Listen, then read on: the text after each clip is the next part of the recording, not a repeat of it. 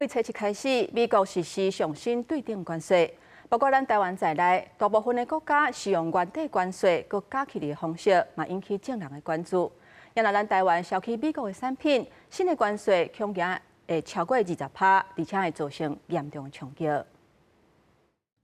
美国8月初7正式启动上新对等关税政策，对包含台湾在内的大多数国家采用累积加起的方式，也就是台湾出口到美国的相关产品，实际税率会是原底原油质回购 MFN 税率，佮加上20%的对等关税。新关税恐惊冲击到台湾传统产业、农渔产品等等。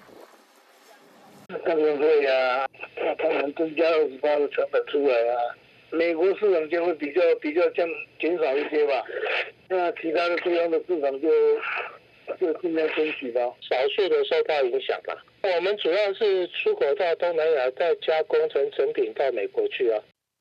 经济部发声明证实，美国对等 Q 的税率是原底税率，佮加20%的关税，加起了后，咱国纺织业的新关税上悬会达到40%，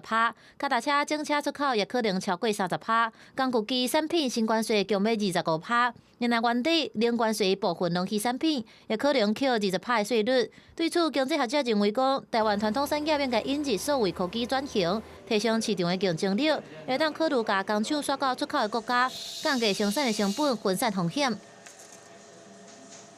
你生产这些产品是不是要卖到需要的地方去